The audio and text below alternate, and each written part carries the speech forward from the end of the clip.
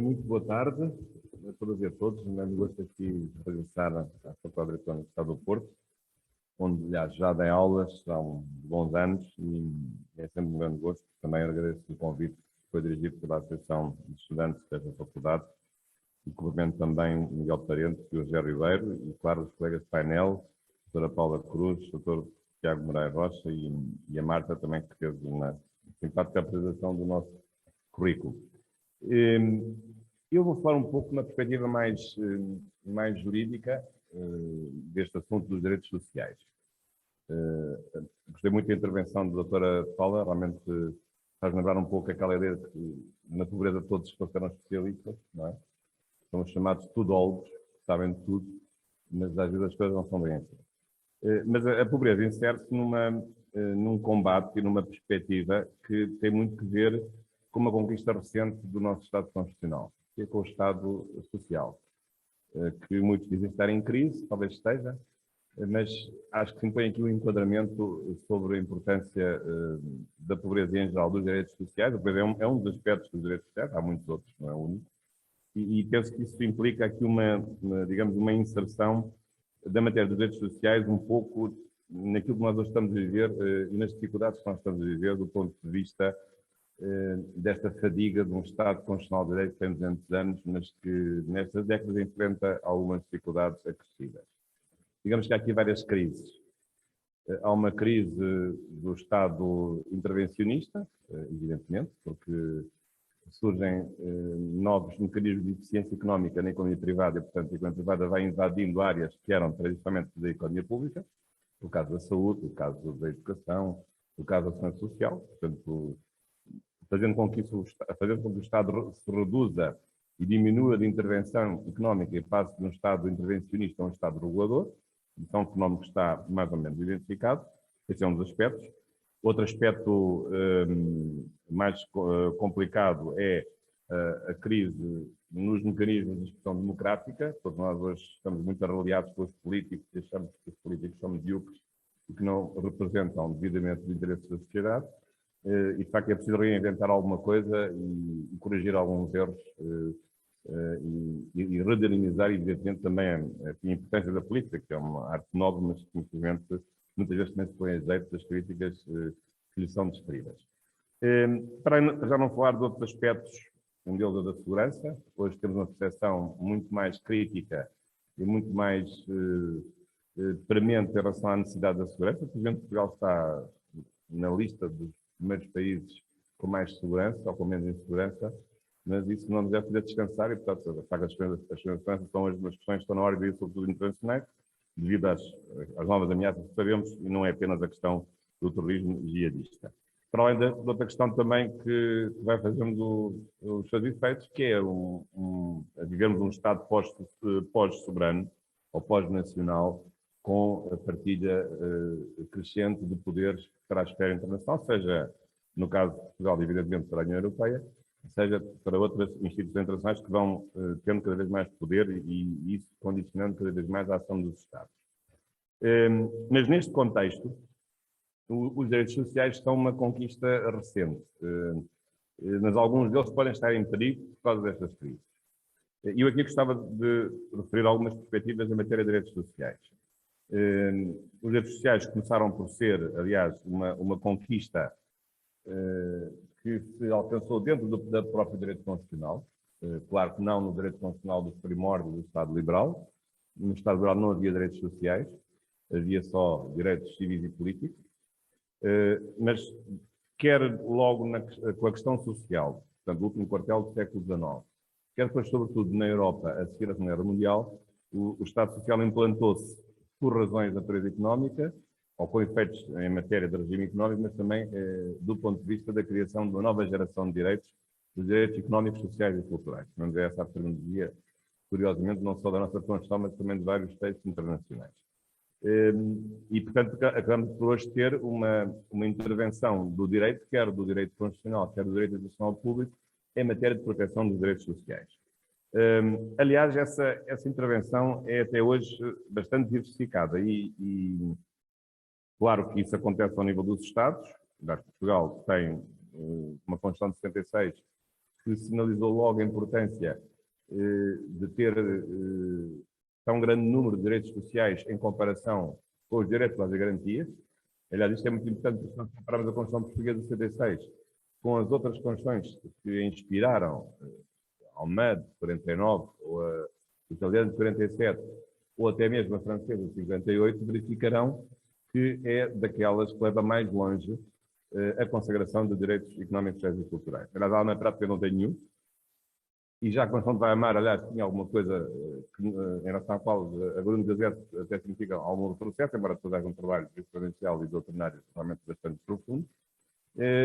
A Constituição italiana, apesar de tudo, tem lá um capítulo sobre relações económicas e relações sociais, que tem o seu lado significativo do ponto de vista da proteção social, e também a própria Constituição francesa. Mas, de facto, a Constituição portuguesa, no panorama da terceira vaga da democracia europeia, é um documento muito importante na valorização dos direitos económicos, sociais e culturais. É verdade que, do ponto de vista jurídico, e portanto essa foi um pouco a minha formação de base do licenciado, aprendemos muito a separar quase abissalmente os regimes, de um lado, direitos às garantias e do outro lado, direitos económicos, sociais e culturais, mas hoje as coisas já não são bem assim. E, portanto, tendemos a ver os dois blocos de direitos numa perspectiva mais integrada e até complementar. E até porque, em alguns casos, os bens jurídicos protegidos são os mesmos, mas são protegidos de maneiras diferentes e com intensidades diferentes. Aliás, a doutora falou na pobreza e falou até no rendimento social de inserção, e só me pode vir à memória um importantíssimo acordo no Tribunal Constitucional, quando se mudou de nome e de regime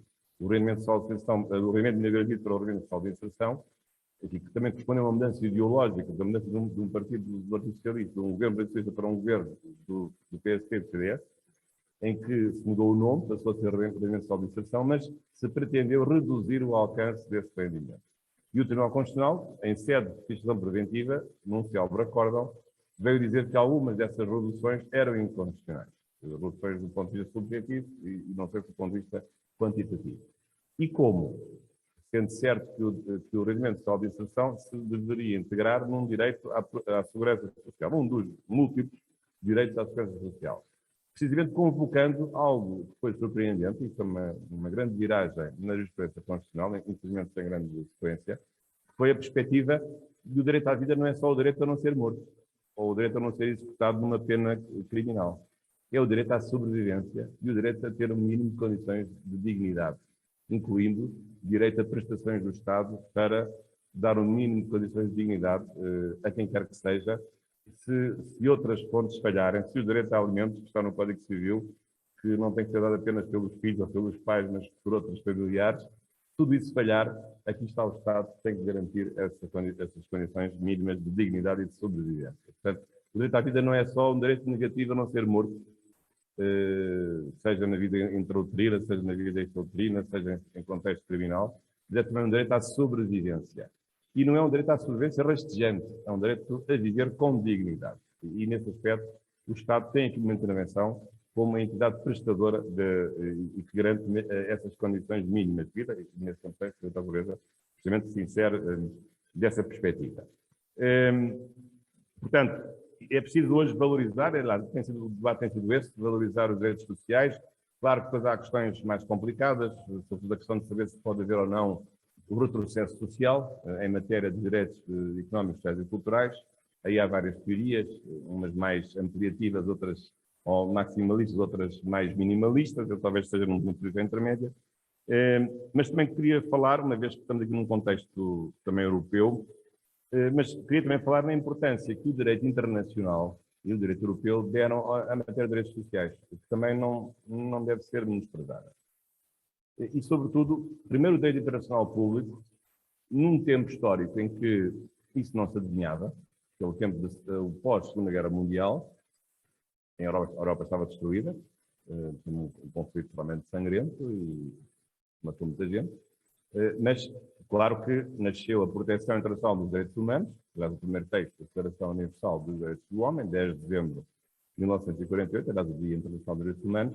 Mas o que é curioso é que desde a primeira hora, a consagração internacional dos direitos humanos sempre teve a preocupação de ter a par, como, digamos, uma borboleta com duas asas, e dizer um cavalo com duas asas, não deve ser mais outra coisa da mitologia grega, mas uma borboleta com duas asas, ou uma águia com duas asas, embora ter mais um leão, ou um dragão com mais de duas asas, tem muitas asas.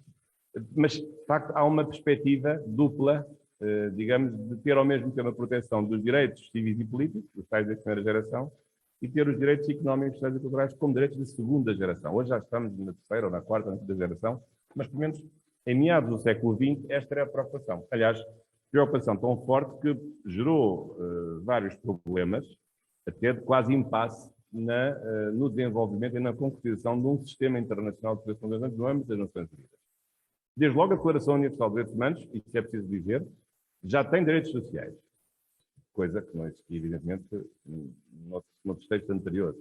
Isso é no primeiro texto de proteção de direitos humanos ao nível internacional.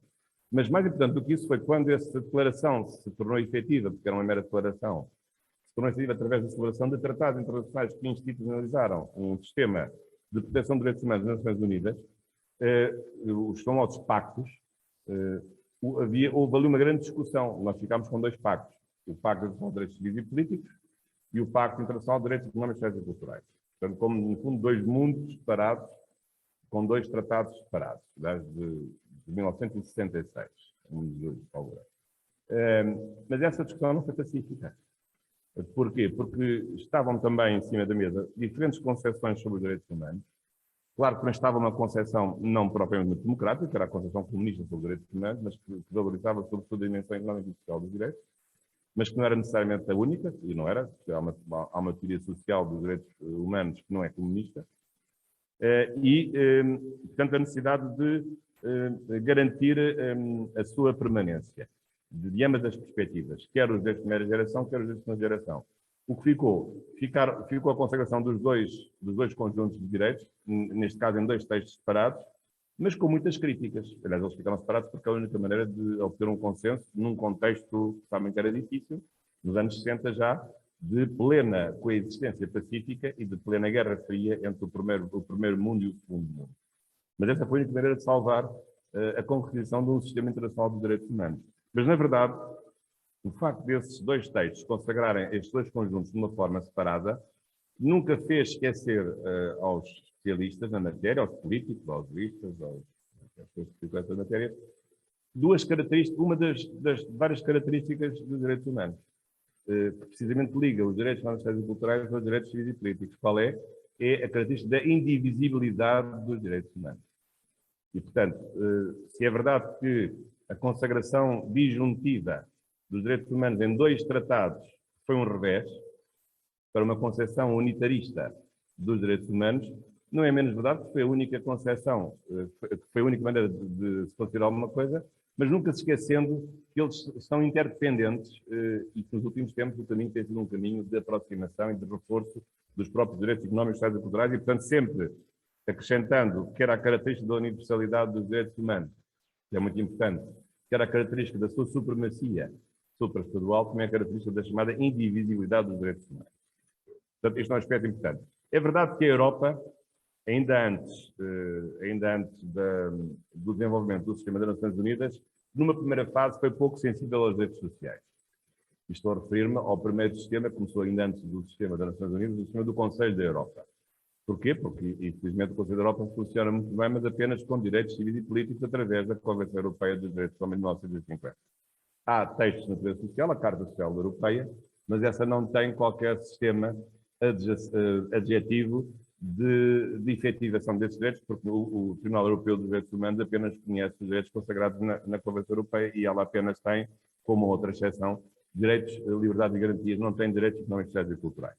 E, portanto, teve que ser um pouco a União Europeia, numa fase posterior, e em particular numa nova vida que a União Europeia teve, e para aqueles que estão aqui entendem que deve ser a única, mas não foi a única, é uma segunda vida, que é a vida que foi a segunda vida trazida pelo Tratado da União Europeia, o Tratado de Maastricht, em que realmente mudou substancialmente a natureza da União Europeia. Não estou a referir-me agora às questões mais dogmáticas, de saber se passou a ser uma confederação, ou um Estado federal, ou talvez um OPNI, um objetivo político não identificado. Não é isso agora que interessa. É a natureza do ponto de vista da substância das coisas, de passar a ter atribuições em matéria de intervenção social. e em matéria de direitos sociais, precisamente. Porque a União Europeia deixou de ser apenas uma união económica e passou a ser uma união política, uma união monetária, uma união de cidadania e, portanto, com tudo que isso implica de acréscimo de direitos fundamentais, incluindo também os direitos económicos, sociais e culturais. Isso não teve logo efeitos imediatos, embora a União Europeia passasse a ter atribuições acrescidas nas áreas económicas e sociais. Aliás, basta ler quer o Tratado de Constituimento, quer o Tratado da União Europeia, o antigo Tratado de Roma, e quer o Tratado da União Europeia, para se perceber isso. Mas, sobretudo, aqui gostaria aqui de ressaltar, para terminar daqui a pouco, um passo muito importante que foi dado, a doutora falou no ano de 2000, muito importante, a Cimeira de Nice, que na altura proclamou a Carta dos Direitos Fundamentais da União Europeia, carta que depois, com o Tratado de Lisboa, de 2007, passaria a ser vinculativa para quase todos os países da União Europeia, menos a Polónia, a República Checa e o Reino Unido, que já não está entre nós, infelizmente, a meu ver. E, portanto, entre nós, quer dizer, não está na União Europeia, o Reino Unido não morreu, atenção, nem deseja a morte do Reino Unido. Bom, e, portanto, isso significa que só com esta carta se consagraria de uma forma mais precisa um conjunto de novos direitos. E, de facto, se nós formos ler a Carta dos Direitos Fundamentais da União Europeia, verificamos precisamente isso, numa nova formulação muito mais moderna, aliás, todo um capítulo, o capítulo precisamente quarto, ou o título quarto dedicado precisamente aos direitos de solidariedade. E, portanto, os direitos sociais hoje são expressamente admitidos, um pouco também os direitos à igualdade, mas noutra perspectiva, no título terceiro, mas mais o título quarto, direitos de solidariedade, nos quais se inclui, evidentemente, uma concepção que se cria numa concepção emancipatória de condições económicas e sociais adversas, no sentido de também alcançar uma felicidade ou uma igualdade suficiente do ponto de vista das pessoas e da sua proteção. Portanto, nesse aspecto, a União Europeia tem feito jus à sua mudança de natureza, a novas políticas sociais e económicas que foi alcançando, sobretudo depois do Tratado de Maastricht, e que depois tem vindo a materializar, não só nos trabalhos na vida necessária, evidentemente, a pobreza delas não é a única, também a questão dos migrantes, das condições de trabalho, etc., mas também nesta questão do reconhecimento de alguns direitos económicos, sociais e culturais. Para terminar, gostaria aqui de fazer só uma referência também ao nosso contexto que tarda em mudar, que é o contexto da pandemia da Covid-19, que é uma pandemia que tem suscitado um conjunto de dúvidas, de incertezas, de angústias e de tragédias, infelizmente, mas tem precisamente colocado o acento tónico na importância dos direitos sociais. Qual? No direito à proteção da saúde. E, portanto, se há boa lição que nós podemos ter, às vezes Deus do mal também tira coisas boas, e, portanto, deste mal que nos tem afligido, moral e não só, mas a coisa boa que podemos daqui retirar é precisamente o facto de isto ter realçado no plano da ação dos Estados a necessidade de uma intervenção no âmbito da saúde e mostrar que, afinal, o direito à proteção da saúde, o direito à saúde, uma forma mais adequada de dizer, é um direito fundamental e inequívoco e que nunca deve ser posto em causa. Aliás, isso ficou patente não só no âmbito dos países mais desenvolvidos, como precisamente veio mostrar as maiores injustiças. Aliás, que nós já sabíamos. Ainda há pessoas que morrem, muitas pessoas que morrem de fome por dia. Mas as múltiplas injustiças que perduram no mundo desigual e que têm precisamente que ver também com os sistemas, ou a ausência deles, dos sistemas de saúde nos vários países, sobretudo os países do dito terceiro mundo. E, portanto, a pandemia veio, além de tudo aquilo que se possa dizer do ponto de vista das dificuldades de calibrar medidas de segurança e medidas de liberdade e de intervenção, evidentemente, coativa do Estado em certas circunstâncias, que têm que ser admitidas. Agora discutimos a questão da vacinação obrigatória, é um novo sistema também interessante e difícil, quer dizer, mas ficamos com a percepção de que, afinal, o Estado tem mesmo de existir, o Estado não pode desaparecer, portanto, as teorias anarquistas aqui não têm qualquer sentido, sejam elas de extrema-direita, sejam de extrema-esquerda, há nos dois lados, mas o Estado é uma necessidade e o Estado tem uma função social que é inominável e penso que ela fica, com esta questão da pandemia, fica mais do que comprovada a sua necessidade e a importância que o Estado teve em garantir a segurança de todos nós quando tudo falhava, quando não havia dinheiro para recuperar empresas, ou para garantir subsídios de emprego às pessoas que ficavam desempregadas, ou para controlar a voracidade e a ganância dos laboratórios farmacêuticos, dos medicamentos, das vacinas. Portanto, quem é que se chegou à frente na proteção das pessoas, também neste campo, nos direitos sociais e, em particular, no direito à proteção da saúde, foi o Estado. E, portanto, o Estado continua a ser uma entidade de proteção essencial que nós não podemos nunca questionar.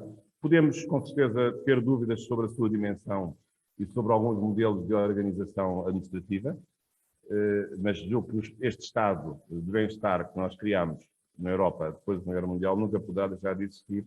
Uma vez mais, ele deu provas de vida que nos salvou a vida, muitos de nós, precisamente neste contexto da pandemia da Covid-19. E, portanto, também gostaria de deixar aqui esta nota, também neste particular contexto da pandemia e da relevância crescida que tem o direito à proteção da saúde neste contexto. Muito obrigado pela vossa atenção e continuação do nosso trabalho. Obrigado.